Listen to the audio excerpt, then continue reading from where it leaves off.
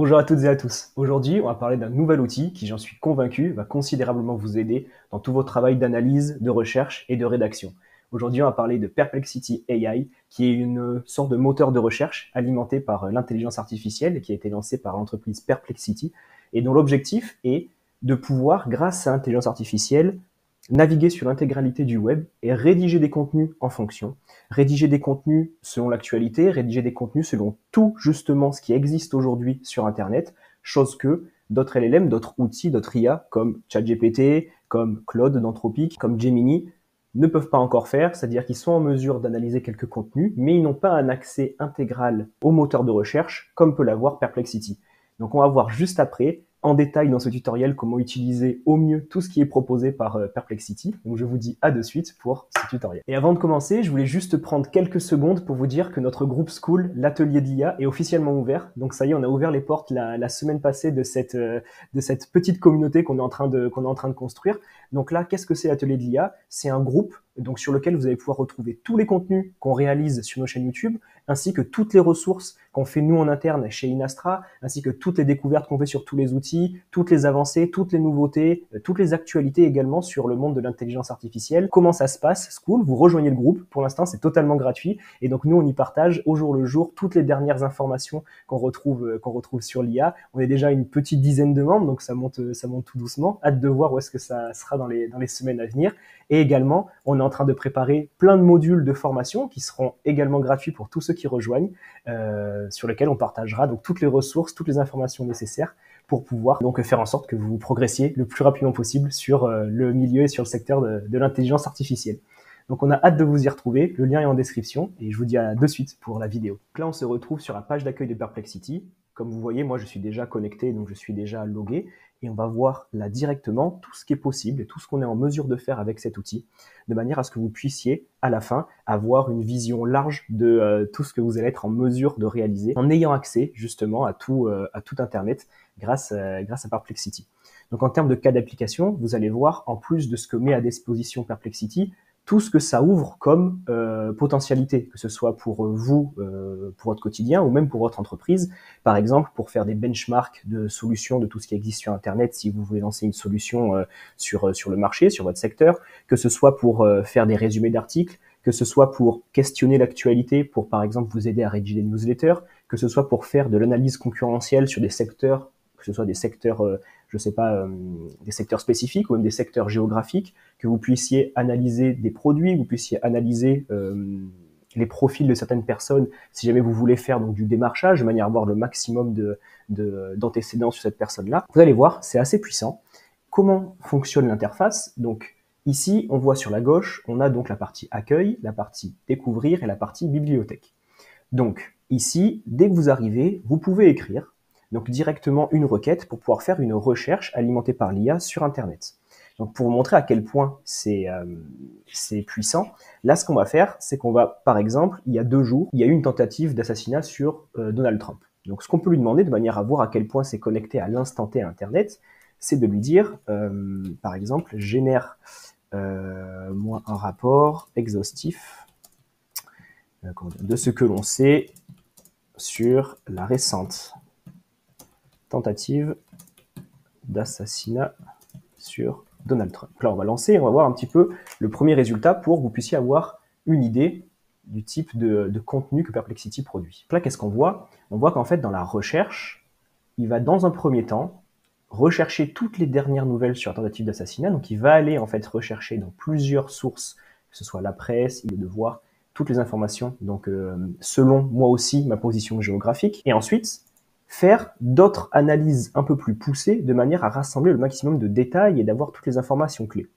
Et donc, une fois qu'il a fait justement le tour de toutes ces sources disponibles, il va être en mesure de proposer une réponse.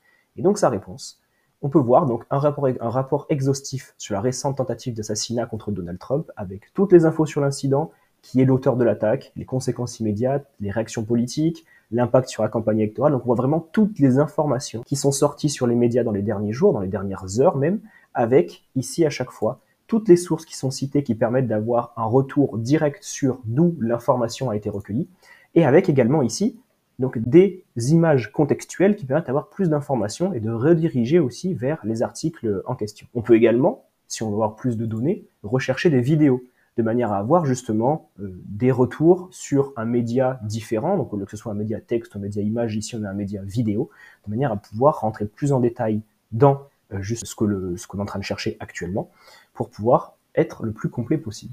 Et on a ici ce qu'on appelle générer une image. Donc générer une image, ça vous permet, si par exemple vous êtes en train de faire une recherche, d'utiliser l'IA pour générer une image, que ce soit en peinture, en photographie, en illustration ou en diagramme, une illustration qui soit en relation avec donc la recherche que vous venez de réaliser.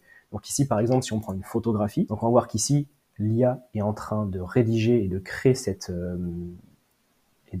image-là. Et là, on voit donc une image de Donald Trump un petit peu donc amochée. Donc on voit qu'il est en termes de contexte, qui est lié un petit peu avec ce qui s'est passé.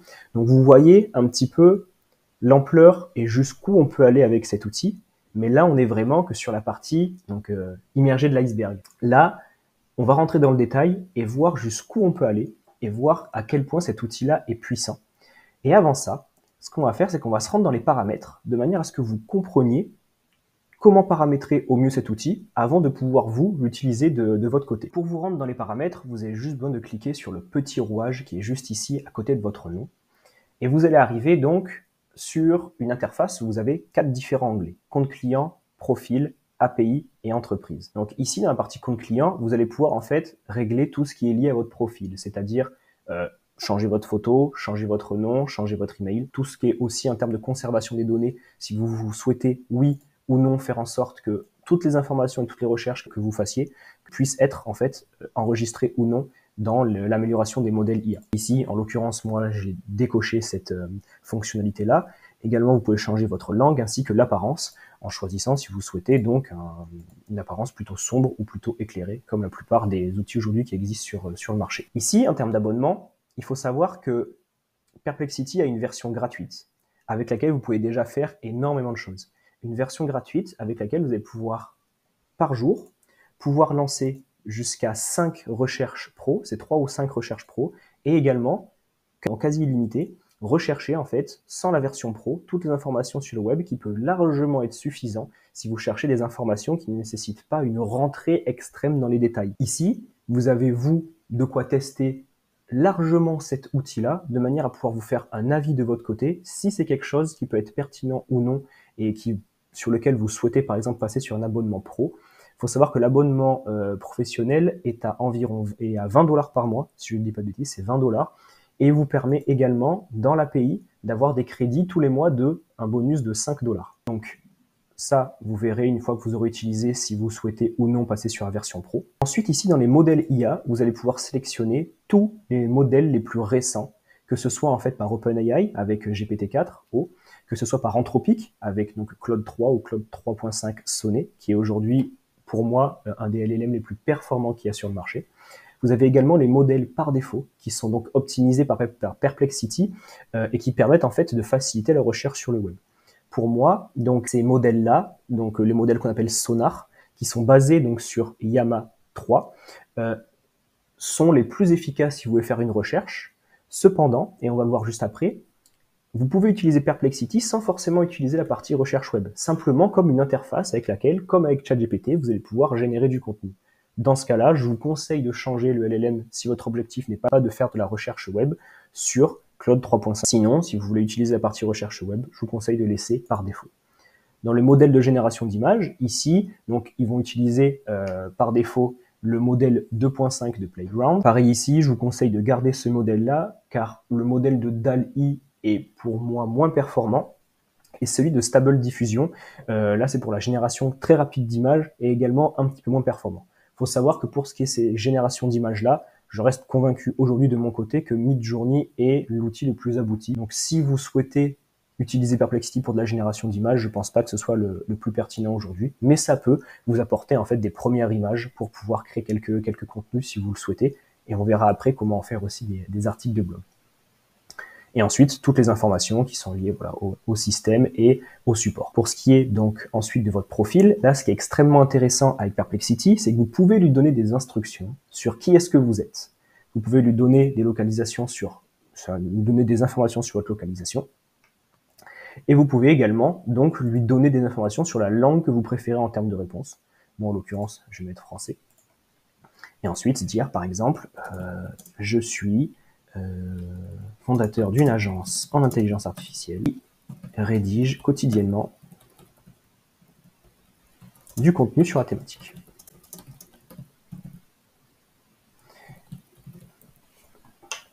Et ensuite, on verra, une fois enregistré, que lorsqu'on lancera des nouvelles informations, lorsqu'on lancera des nouvelles recherches, ça prendra en compte justement ce contexte-là pour pouvoir affiner.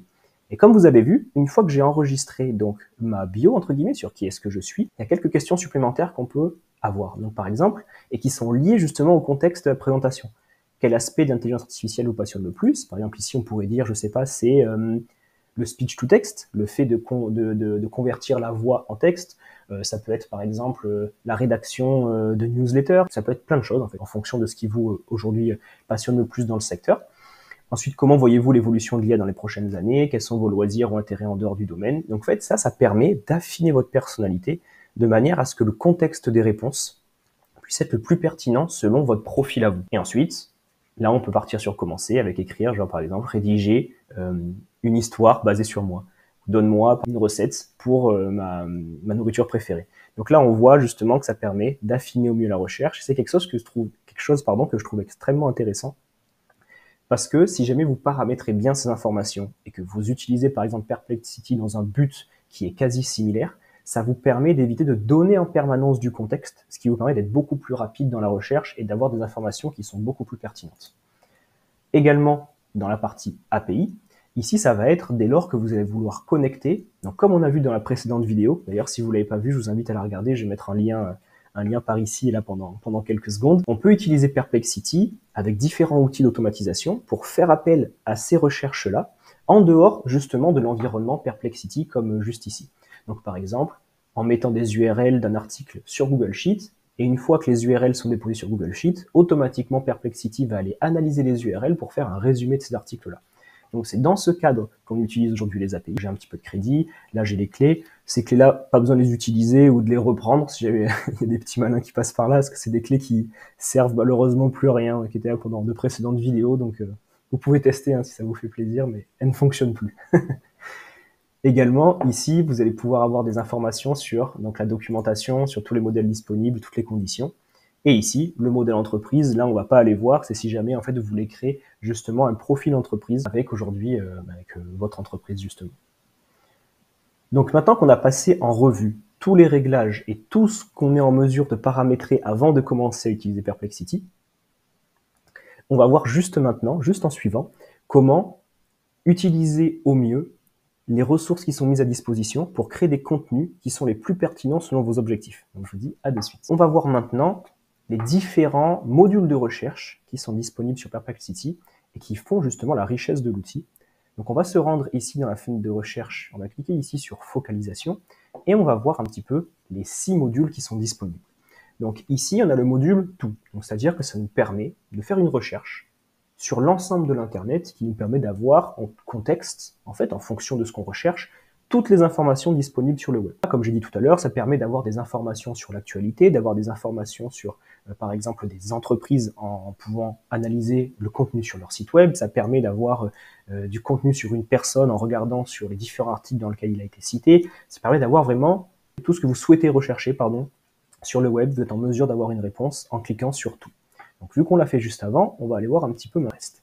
La partie académique, la partie rédaction, la partie maths, la partie vidéo et la partie réseaux sociaux, en fait, ils vont vous permettre d'avoir des focus particuliers sur des sujets qui vous intéressent le plus, de manière à avoir des résultats qui sont vraiment calibrés selon ce que vous recherchez.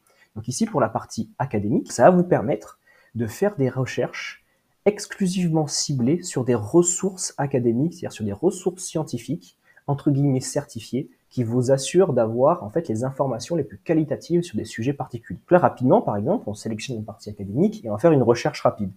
Par exemple, si on prend le domaine de la santé, on peut dire je sais pas, les avantages de la créatine, par exemple, performance sportive.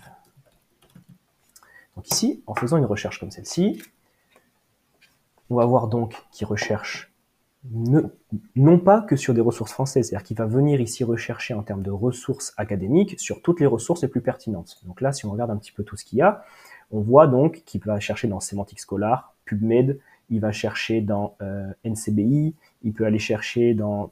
Donc là, on voit que c'est les principales, justement, sources, et nous assurer une réponse très rapide et très complète sur les avantages de la créatine sur les performances sportives, en termes d'augmentation de la force musculaire, de la masse, de l'accélération de la récupération, bref, toutes les infos nécessaires, avec ensuite, à la fin, quelque chose qui est extrêmement intéressant, puisque ce sont des questions liées. Une fois que vous avez ce contenu-là a été rédigé par Perplexity, vous pouvez aller un petit peu plus loin dans la recherche, où justement Perplexity vous permet de vous poser les bonnes questions, de manière à voir, par exemple, quels sont les effets secondaires possibles de la créatine. Donc là, il va les rechercher une seconde fois, et voir, donc là, en quelques secondes, que bien que la créatine soit considérée comme sûre et tolérée, elle peut avoir donc les effets secondaires suivants: rétention d'eau, risque de déshydratation, élévation des enzymes, troubles gastro-intestinaux, effets sur la fonction hépatique, bref, plusieurs informations. Sachant que nous, dans la requête de base, on lui a vraiment adressé quelque chose d'assez simple, on ne lui a pas demandé de rentrer dans les détails, on ne lui a pas adressé un prompt très complet comme on pourrait faire par exemple sur GPT-4 pour justement affiner notre recherche. Ici, on a été assez large et ça a été en mesure de produire vraiment des informations qui paraissent à première vue extrêmement pertinentes et surtout parfaitement sourcées. Et en parlant des sources, ce qui est vraiment intéressant, c'est que vous pouvez aller voir les sources qui ont été utilisées, cliquer sur les sources qui ne vous intéressent pas par exemple et supprimer ces sources. Vous allez supprimer ces sources de manière à ce qu'elles ne soient pas utilisées dans le contenu rédigé. Et comme vous le voyez, la réponse est remobilisée selon la modification des sources que vous avez fait. Et en fonction de ça, ça vous permet donc d'affiner la réponse qui vous convient le plus pour ensuite en faire du contenu, remobiliser le contenu, en faire une recherche par exemple simple si vous vouliez simplement avoir des informations, ou pouvoir créer des passages d'articles de blog, par exemple, de newsletter, peu importe. Ça, c'est à vous de voir à quel point vous voulez remobiliser ce contenu-là pour pouvoir l'utiliser de votre côté. Donc, comme on a vu, cette recherche académique, elle peut être vraiment extrêmement intéressante. Elle vous permet aussi, par exemple, de rechercher des images associées. Elle vous permet également de rechercher des vidéos, de manière à toujours avoir un maximum de contenu associé, de contenu, on va dire, parallèles qui vous permettent d'utiliser différents médias, différents vecteurs d'information pour vous informer sur le sujet, pour avoir un maximum de données qualitatives. Donc, si on revient maintenant à l'accueil, on va aller tester un autre module. On va ici tester maintenant le module rédaction. Donc, ce module rédaction, il est un petit peu différent du module tout ou du module académique. Ici, le module rédaction, il va se baser, il va fonctionner, exactement comme fonctionnent aujourd'hui les interfaces de ChatGPT ou les interfaces de Claude, par exemple. C'est-à-dire que vous allez générer du texte ou du chat sans faire de recherche sur le web. Donc ça vous permet, par exemple, ici de lui demander de rédige-moi, par exemple, un newsletter à adresser à mes lecteurs sur le sujet de l'IA. Et vous allez voir que du coup, en envoyant ça, la recherche pro donc, se lance quand même, mais on voit en fait qu'elle n'est pas complétée. C'est-à-dire que les recherches ne sont pas réalisées sur le web, et on a une réponse donc, de la part du LLM. Donc le LLM, c'est justement l'IA avec laquelle on interagit, qui n'a pas pris en contexte les informations disponibles sur le web. Et donc là, on voit sa réponse qui peut être clairement une newsletter qu'on peut reprendre à notre sauce, remobiliser, et qu'on peut utiliser par la suite, et qui ne reprend pas d'informations aujourd'hui utilisées du web. Donc ça, c'est la fonction, justement, rédaction. Ça vous permet, en fait, d'utiliser Perplexity, et Perplexity utilise aussi ce module-là, de manière à concurrencer les autres modèles actuels, de manière à pouvoir, accaparer un maximum aussi de parts de marché, afin que toutes les personnes aujourd'hui qui sont sur des outils comme ChatGPT, ou qui sont sur des outils comme Claude, puissent directement venir dessus, car ils peuvent aussi bénéficier ici, donc, des mêmes modèles, utiliser les mêmes ressources, mais en plus, bénéficier de tous ces autres modules qui existe juste ici. Ici, pour la partie maths, comme son nom l'indique, ça va vous permettre en fait de résoudre des équations et trouver des réponses numériques. C'est vraiment un modèle qui est fine-tuné, donc c'est-à-dire qui est entraîné sur des données encore plus en détail sur le secteur des mathématiques, qui vous permettent en fait d'avoir des données beaucoup plus précises et beaucoup plus directes sur tout ce qui est lié, donc voilà, ici aux équations et à tout ce qui est aux problèmes arithmétiques et mathématiques. Donc là, ici, on va pas le tester. Et on va voir directement qu'il y a aussi les modules vidéo et les modules réseaux sociaux. Donc, module vidéo, ce qui est intéressant ici, c'est que par exemple, on peut lui dire « Génère-moi une playlist sur le sujet », un sujet par exemple, je sais pas, des publicités Facebook Ads en 2024, afin que je puisse m'entraîner à lancer mes propres campagnes.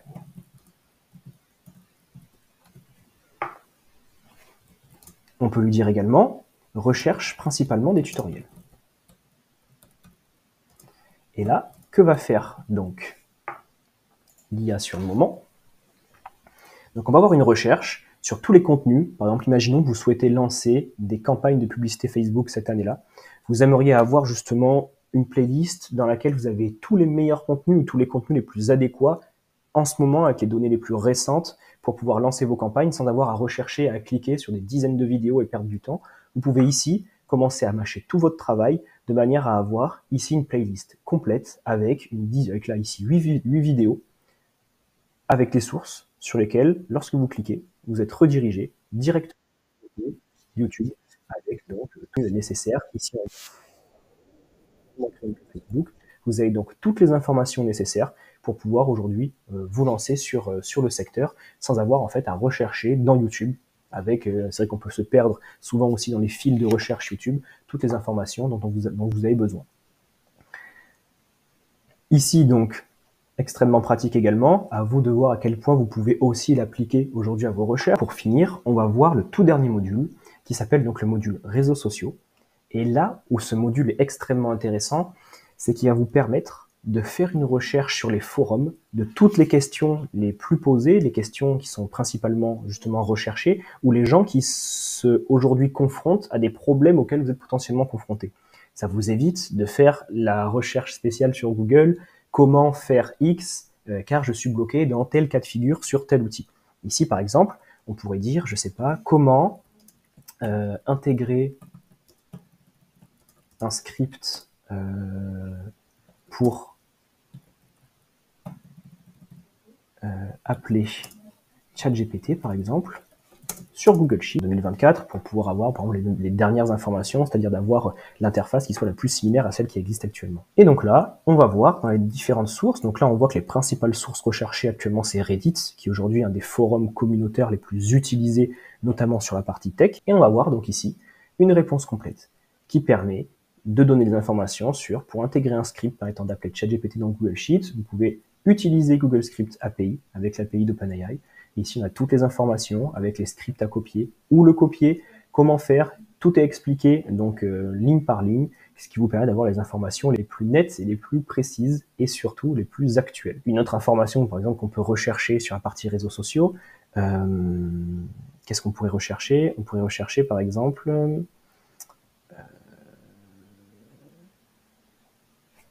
quels sont les meilleurs aliments pour booster les performances cognitives, par exemple.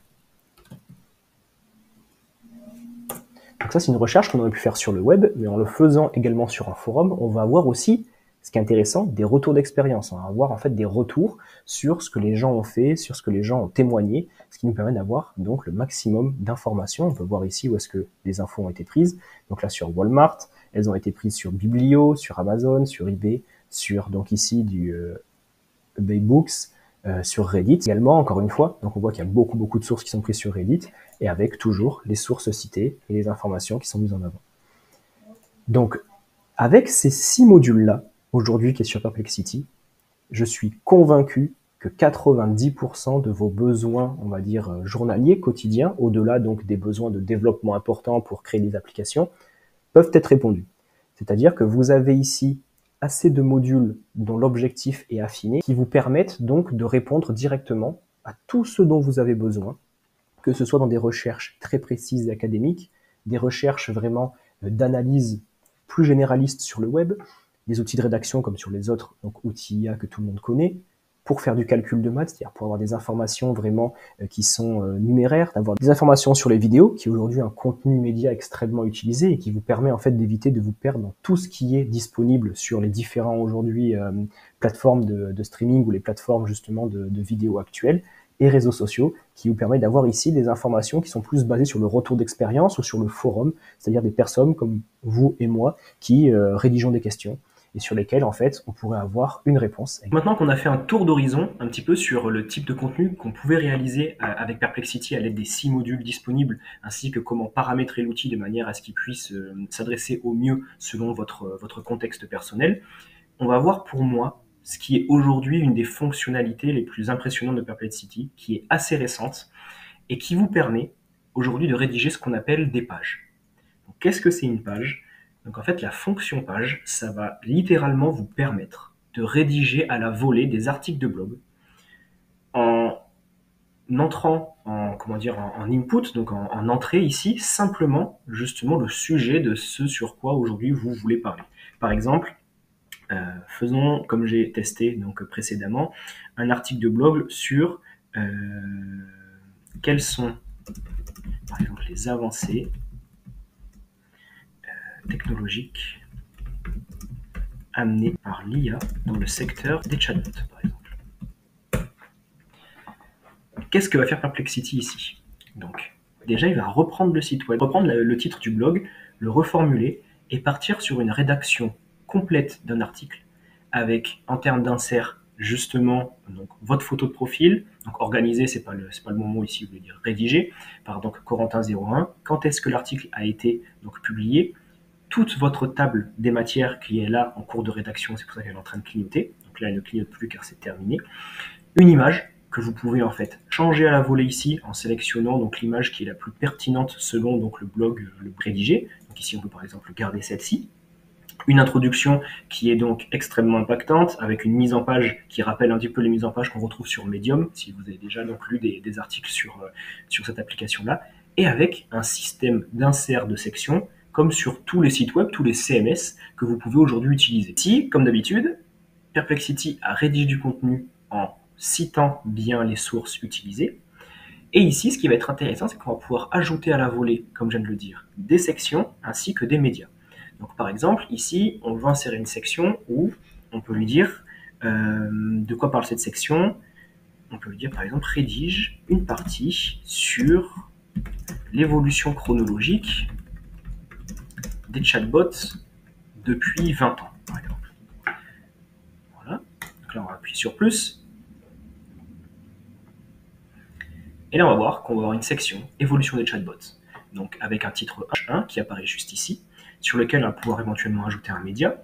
Donc vu qu'on est sur l'évolution du chatbot, ici, on a voilà une évolution, on a carrément une frise chronologique qui apparaît. Donc là, on voit que c'est pas le bon fond parce qu'on est justement sur un fond foncé. Donc là, on va prendre plutôt un fond qui est clair.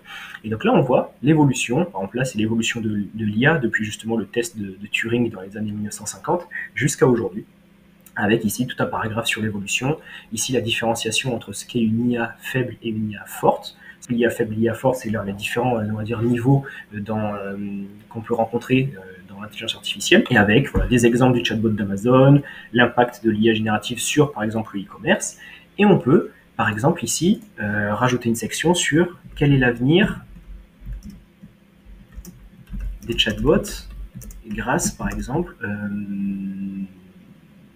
grâce à la technologie. Pareil, on va rajouter une section ici pour voir à quel point dans les chatbots, le fait de pouvoir ajouter du text-to-speech, c'est-à-dire que d'habitude, la rédaction qui est textuelle d'un chatbot pourrait ici être sous forme de voix, grâce à des outils, comme on verra dans différentes vidéos que je suis en train de tourner en plus en ce moment sur Eleven Labs, et ce qu'il est possible de faire aujourd'hui grâce à l'IA et la voix. Donc on voit ici des informations sur l'avenir vocal des chatbots. Donc comme vous voyez, on peut vraiment personnaliser un article complet. Une fois que cet article donc est modifié, une fois que cet article, j'ai pu changer le titre en parlant de, je sais pas, évolution chronologique, voilà, on rajoute toutes les informations qu'on veut, on modifie tout le contenu qu'on souhaite et on y ajoute vraiment toutes les images aussi qu'on souhaite.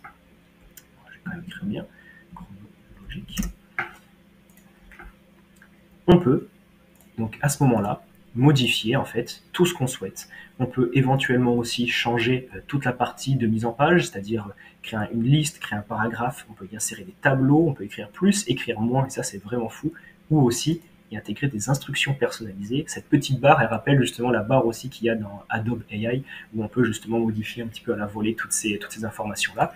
Et donc si par exemple, cette phrase de conclusion, on a envie de la développer un petit peu, on peut aller dans modifier, on va venir donc sélectionner cette barre-là, et on va venir écrire un petit peu moins, ou écrire un petit peu plus, par exemple.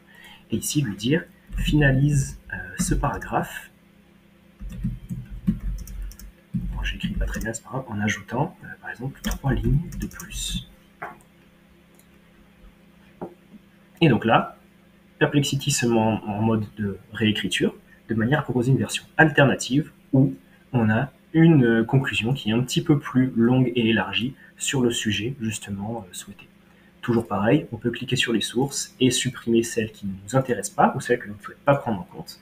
Et on peut également lui fournir des ressources sur lesquelles on a envie qu'il se base, de manière à ce qu'il puisse créer le contenu qui soit le plus associé à ce qu'on souhaite. Enfin, on peut par exemple lui dire, rédige ici un paragraphe sur comment Inastra, par exemple, peut vous aider à créer un chatbot performant et entraîné sur vos données.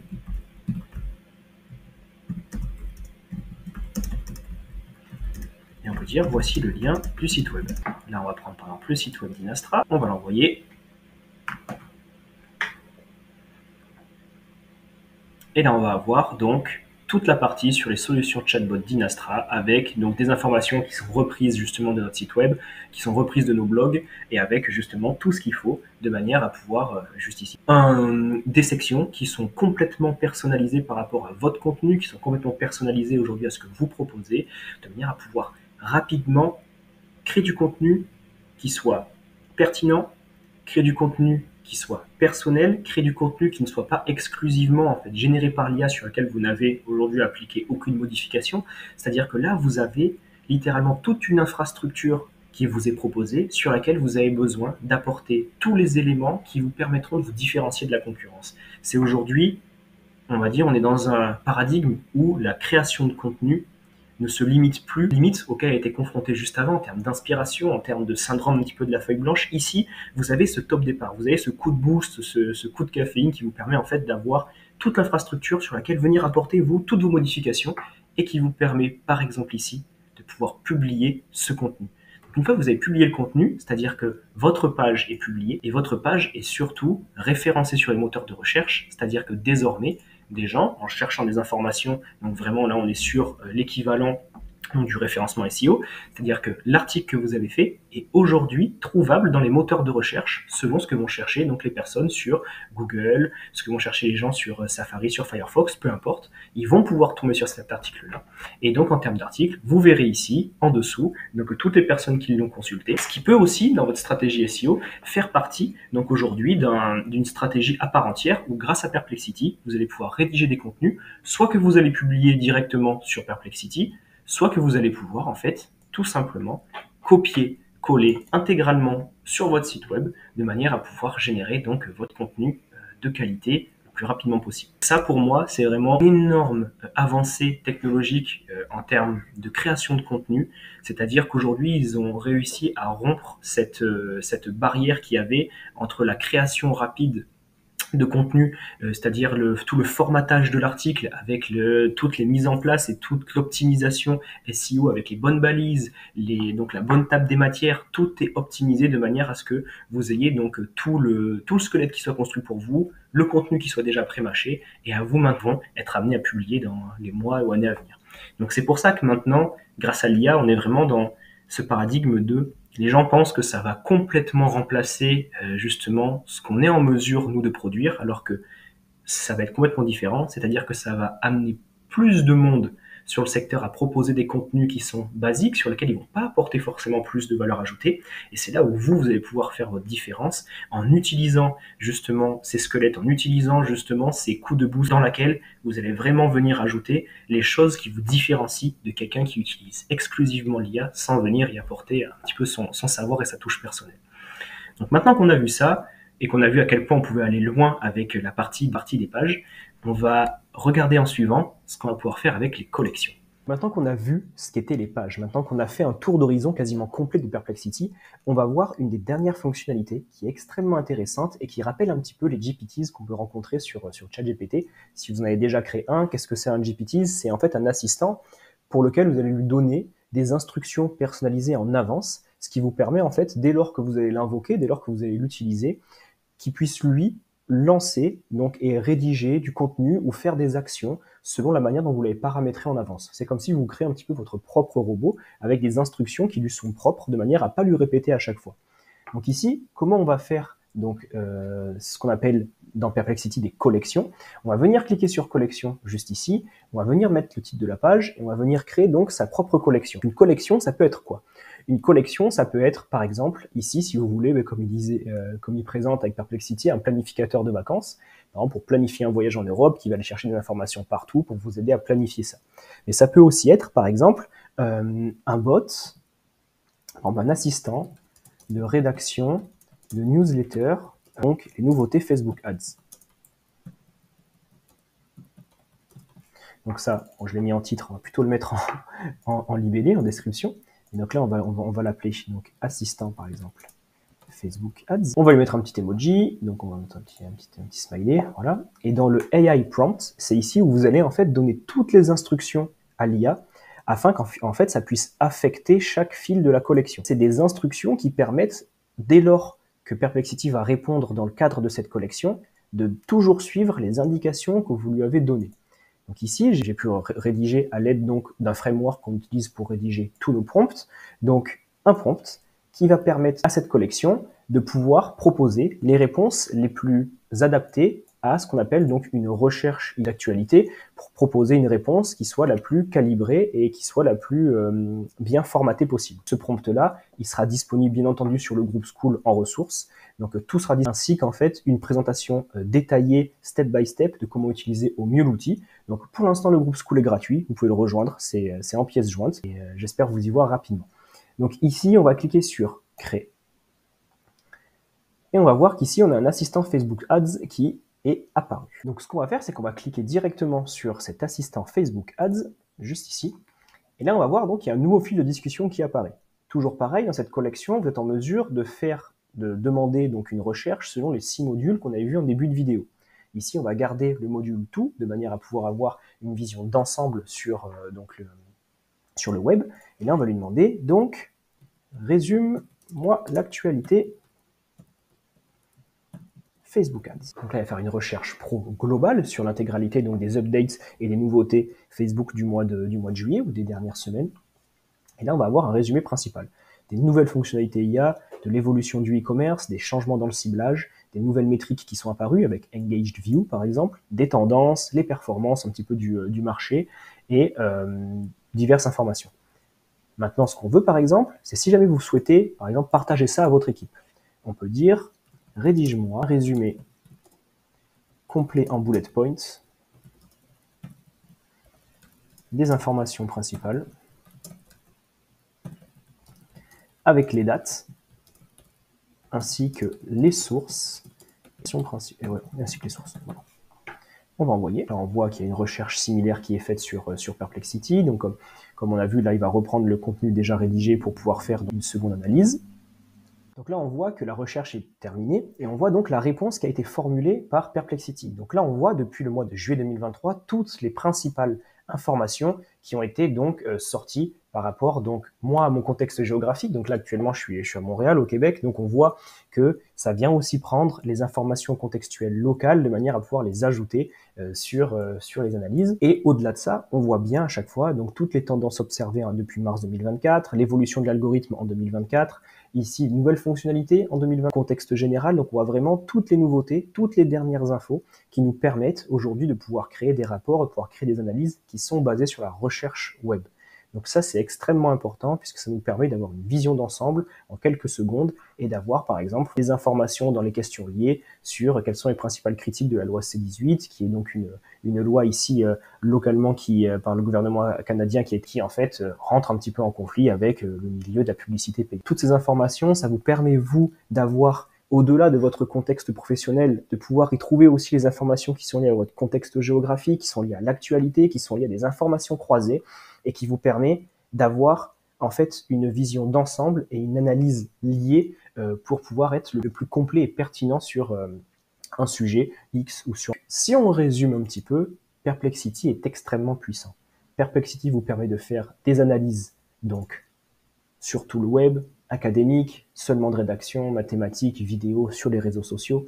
Ça vous permet également de créer des fils, donc des threads, c'est-à-dire une fois que vous avez fait une analyse, comme on a vu, on a des sujets liés, on peut cliquer sur les questions, ça s'arrête jamais, on est vraiment dans la création d'un fil de contenu permanent.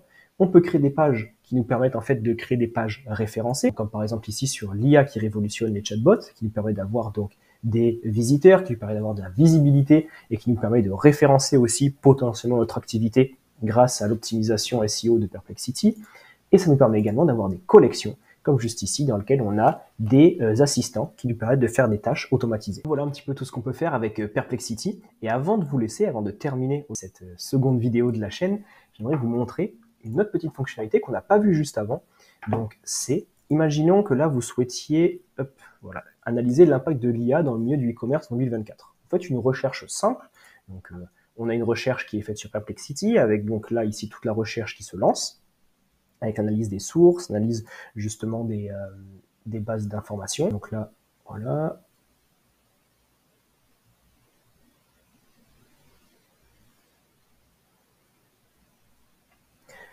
On voit qu'on a la réponse qui est formulée. Et donc, ce qui est intéressant de faire, c'est qu'une fois que la réponse est terminée, donc une fois que la réponse est finie, qu'on n'a plus le logo de Perplexity qui tourne, on va pouvoir directement soit ajouter à la collection ce fil de discussion, soit pouvoir le convertir en page. Donc, si on veut le convertir en page, on fait donc exactement comme tout à l'heure, c'est-à-dire qu'on va envoyer ce fil de discussion dans page pour en créer une page qui va venir se rediriger automatiquement de manière à optimiser le contenu pour le référencement web, de manière à pouvoir vous positionner donc sur une piste de réflexion, sur justement un sujet, et faire en sorte que cet article soit organisé. Donc là, eux, ils utilisent bien le mot organisé dans le sens où il n'y a pas forcément de rédaction, car en fait, vous avez été accompagné dans la rédaction, mais cet article peut très bien être repris, peut très bien être modifié, de manière à ce que vous y ameniez vous y ameniez vos pistes de réflexion, vous y ameniez votre valeur ajoutée, de manière à ce qu'il soit rédigé par vous, et que simplement le travail de recherche donc documentaire ait été fait en amont, vous avez été mâché. Voilà maintenant pour Perplexity,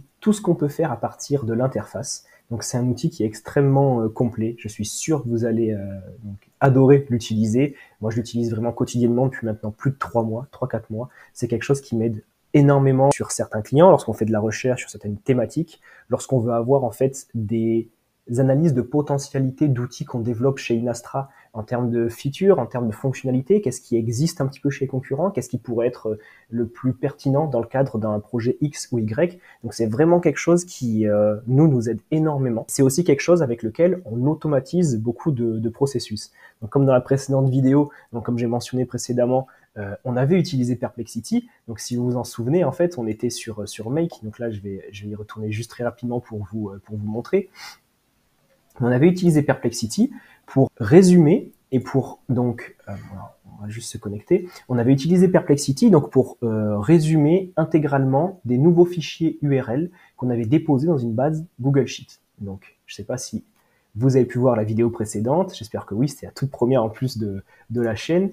Donc c'était juste ici. Hop, on avait créé ici une machine de contenu de A à Z complètement automatisée qui permet en fait d'analyser depuis une base de données Google Sheets dans laquelle on vient déposer des URL, le contenu pour le reformuler, le reformater, afin d'en créer des articles de blog à déposer sur WordPress, Shopify, des posts de réseaux sociaux à déposer sur tous les réseaux sociaux, et des newsletters à déposer directement sur Mailchimp. Donc, on passe tout ça, tout est déclenché à partir de Perplexity, c'est-à-dire que c'est Perplexity qui va venir analyser l'URL et proposer, rédiger un contenu, un résumé global sur lequel on va venir refaire des retouches pour pouvoir déposer ça sur les réseaux adéquats avec le format adéquat. Si vous n'avez pas vu la vidéo, je vous invite à aller la regarder. Et tout ça pour dire que Perplexity est vraiment extrêmement puissant et que c'est quelque chose que je vous recommande énormément d'utiliser dans votre performance et dans votre utilisation quotidienne. Donc voilà, cette vidéo est terminée. Je vous remercie pour le temps passé et consacré à l'avoir regardé. J'espère que ça vous aura énormément aidé, que c'est quelque chose que vous allez pouvoir utiliser dans le futur. Donc comme je vous ai dit dans la vidéo, N'hésitez pas à l'utiliser, n'hésitez pas à vraiment chercher un petit peu dans les moindres détails ce qu'il est possible de faire avec l'outil. Ça va énormément vous aider dans votre travail au quotidien, j'en suis convaincu. Si vous avez la moindre question, comme d'habitude, n'hésitez pas soit en commentaire, soit directement sur le groupe School, qui est donc encore une fois gratuit pour le moment. On ne sait pas si ça va le rester, mais quoi qu'il arrive, on espère vous y retrouver et je vous dis à très vite pour une nouvelle vidéo.